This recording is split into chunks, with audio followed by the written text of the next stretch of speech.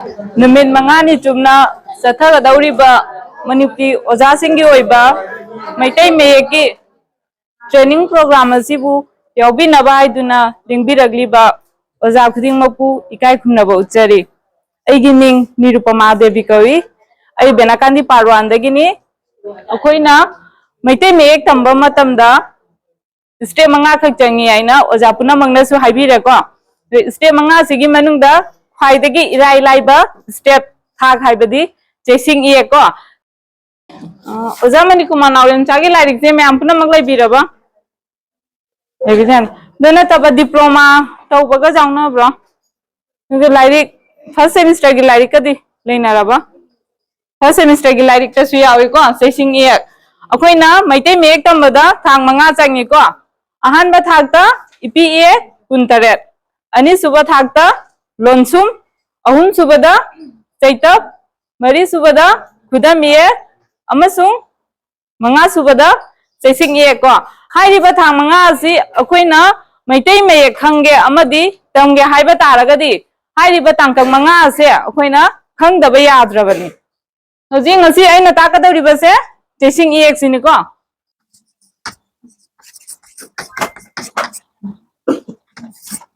अखोइना करिगुंबा हिरम अमा तंबा मतमदा स्किल मरी खक चंगी को स्किल मरी अदुदी ताबा ngang पाबा अमसुंग इबा हाइबा असिनी अखोइना चेसिंग तंबा मतमदा अहान बगी स्किल अनि असिदी अप्लाई तौरैको मरुइना अप्लाई तौदुरिबसी अरोय बगी रीडिंग एंड राइटिंग हाइबदी चेसिंग एक से अखोइना मतौ करमना पागनी अमदी इगनी हाइबसिनी को अखोइना तंदुरी से अखोइना मैतै मेयकी अमा इबा मतमदा मेयक से सुने इगनी को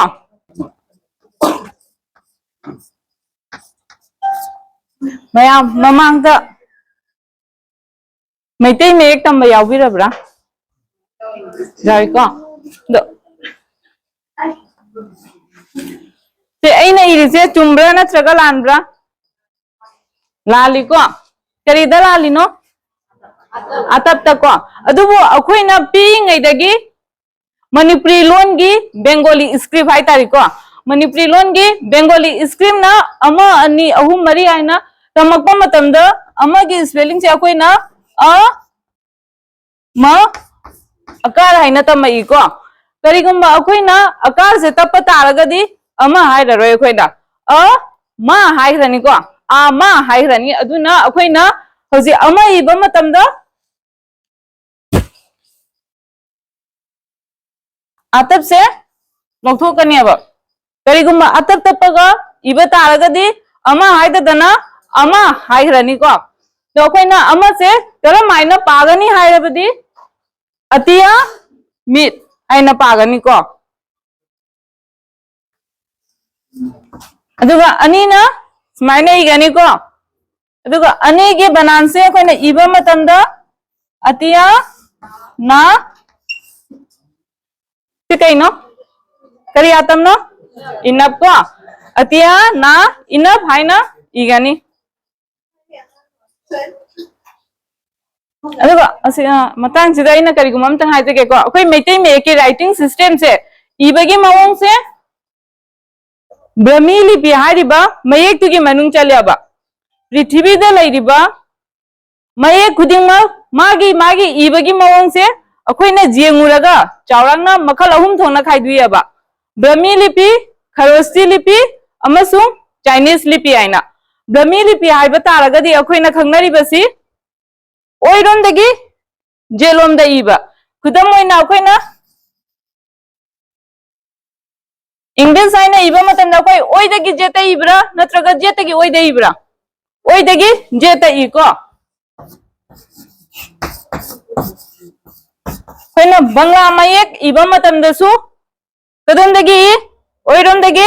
जेता को इंग्लिश बंगला संस्कृत अमदी मैतै मयेक से अखोइना इबा मतमदा ओइदगी जेरोमदा इगनी को अदुगा खरोस्ती लिपि हाइबदी जेलोमदगी ओइरोमदा को उर्दू अमदी पारसी न चिंग मयेक सिंह से इबा मतमदा जेलोमदगी ओइदा इगनी को सिगे एग्जांपल दे पीबा ngam को साई उर्दू पारसी आई तबनी ना को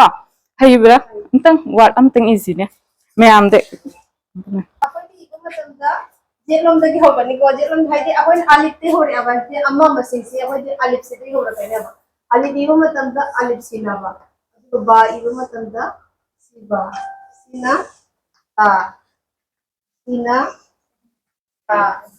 मोगे इबगे मवोंग से खरोस्ती लिपि की मनुंग दला काने बा उर्दू अमदी पारसी न चिंग बा मयेक सिंग से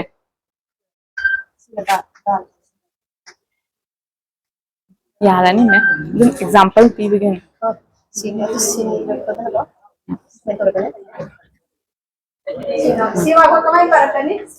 अलिफ बा ता सा जिम हा खा दाल जाल रा जा sin sin Sini kena baibu Brahmi lipi amasung Kharosti lipi ani ke ko aduga Chinese lipi aibadi Chinese ki mayek singse iba matamda makha rom dagi mathak lom da chinghalaga igani ba akhoi ki maitei mayek se aina hoji atia iba matamda mathak tagi makha da chingtharai ko aduga Chinese lipi gi di makha dagi mathak da chinghalaga igani ba Kharosti lipi di jelom degi oirom da aduga Brahmi lipi na oirom degi jeta aduga Chinese na makha degi mathak ta chingkhat kan ko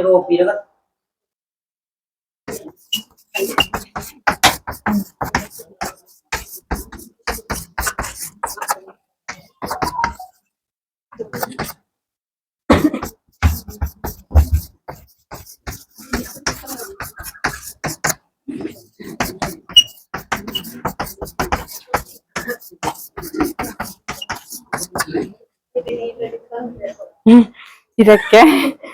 kamu tapi aladra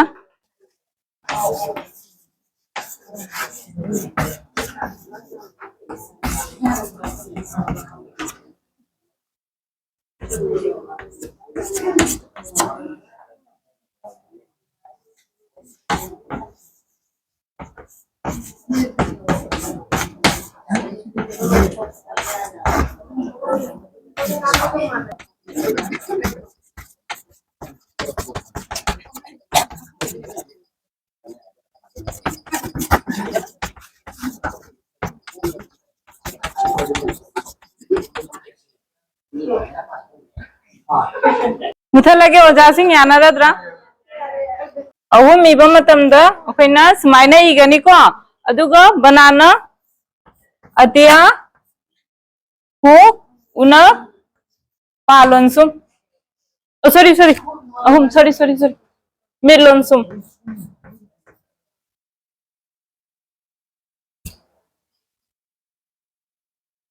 दुगा मरीना अमगी ओना तैना बाहाय तारिको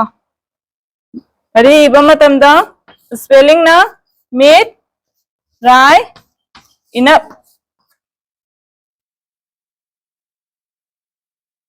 असमाइना मंगा तरुक तरे निपान मापन तरा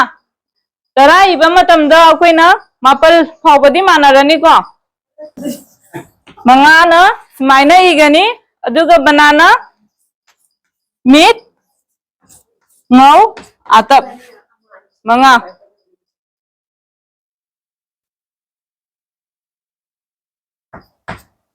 tarung na maina irani ko duga magi spelling na til rai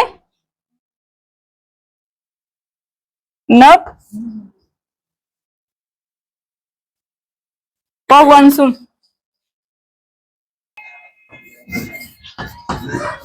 Taret til right yana tilonsum spelling power matam da khoina hoji ta ra ekar hana hasunta ta ibedo hojikti tilonsum moina pani ko ado maite bengali script ki da pala roi ba khoina pala ko matam da til right yana tilonsum maina pagani ko Nepal Ama ani ahum mari manga taru tare Nepal Nepal hai rasu jai Nipan hai na ira sukai deko Nepal Nipan mapal mapan mapal मीट आतक पा लाई लोनसुम अखोना तरा इबा मतमददी हाना मणिपुरी लोन की बेंगोली स्क्रिप्ट ना तमकपा मतमदा तरा अमद सिनो हाई को होजी अखोना सिनो हाई ररोय सिनो की महुत्ता फुन नाइना सिजननी जीरो बु मैते मेयका फुन नाइना कवे खोना पाबा मतमदा अमदा फुन तरा हाइना पागनी होजी अखोना चाम इबा मतमदा चा हाइना इनी अदुगा पाबा मतमदना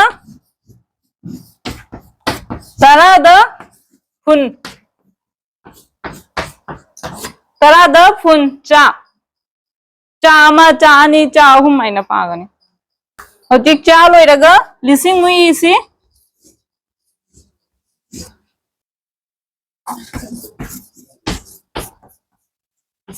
इबा मतमदना लिसिंग आइना इगनी अदुगा अखोना पाबा मतमदना चादा फुन लिसिंग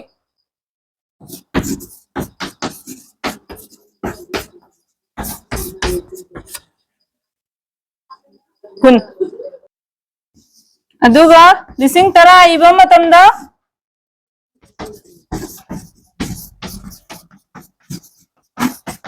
लिसिंग तरा इगनी अदुगा पाबा मतमदना लिसिंग दा फुन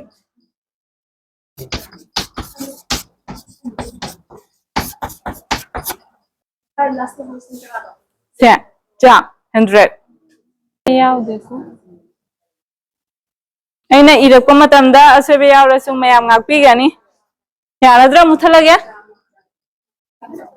होजी अखोइना अमा तरा चा लिसिंग तरा फावबदी मानरनी को अदुगा होजी अखोइना लिसिंग तरा लाख तरा हाइबा मतमदा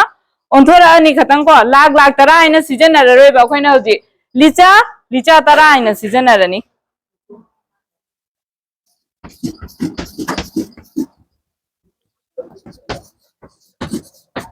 लिचा अमा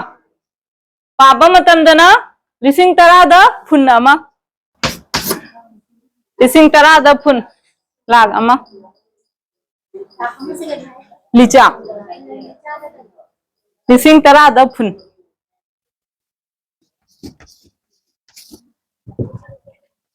लाख तरा ना अखोई लिचा तरा हाइना पागनी मैते रोंदा लिचा दा फुन लिचा तरा लिसिंग तरा फावबदे लाख से लिचा हाइरनी अदुगा लाख तरा ना लिचा तरा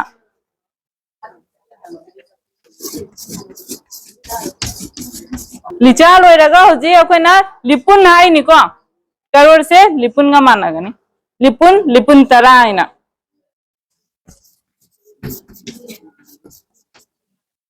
पाबना लिचा तरा दा फुन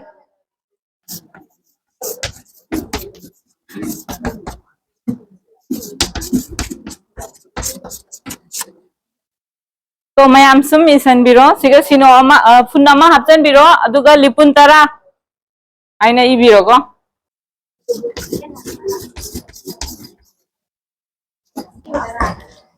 लिपुन aha करोड़ द लिपुन हाइना पाग लिपुन और लिचा लिपुन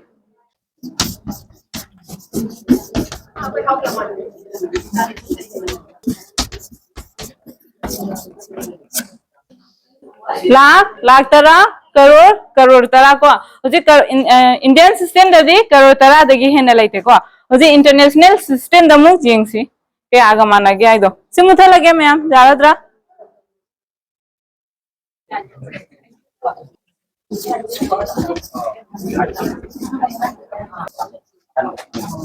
लिपुन लोइरगा लिपुन तरा हुजी लिपोट अमा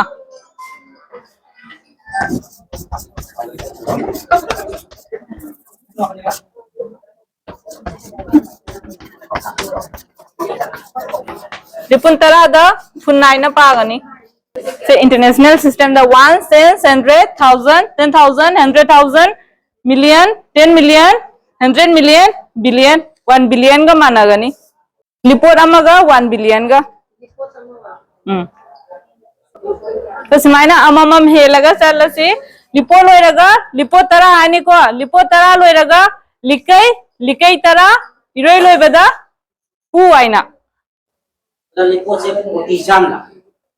पोती दी माइ मदे से थिएगा यंगसे अमा तरा चा लिसिंग लिसिंग तरा लाख लाख तरा करोड़ करोड़ तरा करोड़ चा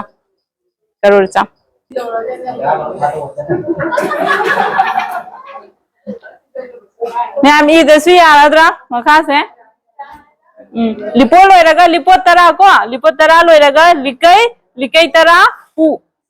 पुगी मखा दि लेरंदरे पुद लोइ चनगरे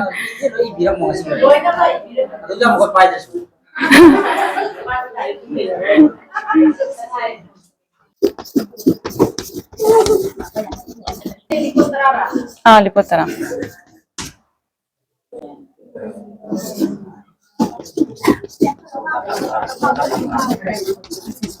लिपो लिपो तरा लिकै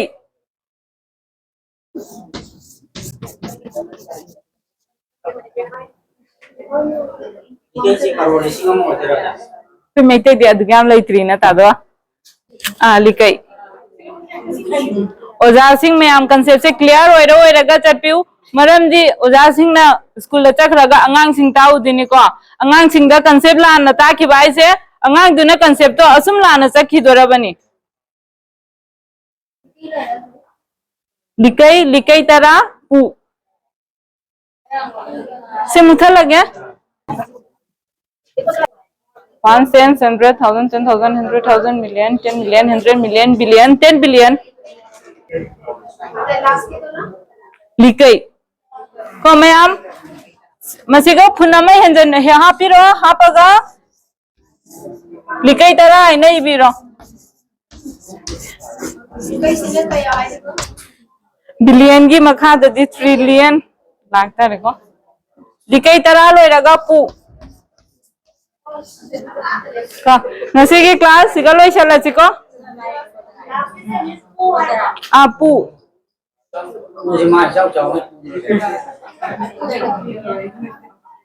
मैम स्वाई फावदा खंगदबा कंसेप्ट लेरगदी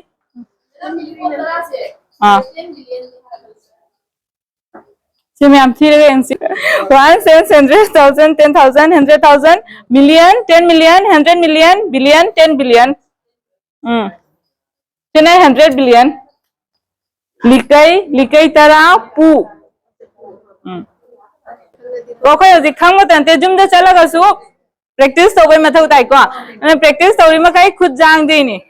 अखोइसु कौरैयाबा कैगिनो हाइबदि पिङैदगे अखोइ सिजनरक्तबनिनने फना मये खंगे आरे जखोइ हप्ता तरानी थादोकपदने सेलाउने हेक्ता कोक्सेदा लाक्तेबा नै येंग बेंगोली स्क्रिप्ट नै इरकपा लाइरिकतो आइ हजि हांदोगा मयाइदगी पेज अम हांदोगाने मयाइदगी वारम हांगकपदा सेलाउ खुंगमगनियाबा नत्रगा दो वाटो कदाइ जाउ यारदे सेलाउ थिंगमगनियाबा बन मैते मयेकिदि अखोइना एक्सपीरियंस हाइगद्रा एक्सपीरियंस लेरक्तबदुना अखोइ हेक्ता हाइंगमदियाबा दुना होनाबा हाइबसे जाम चंग मथौ तायबा अखोइना तो ngasi ki class siga loi shalasi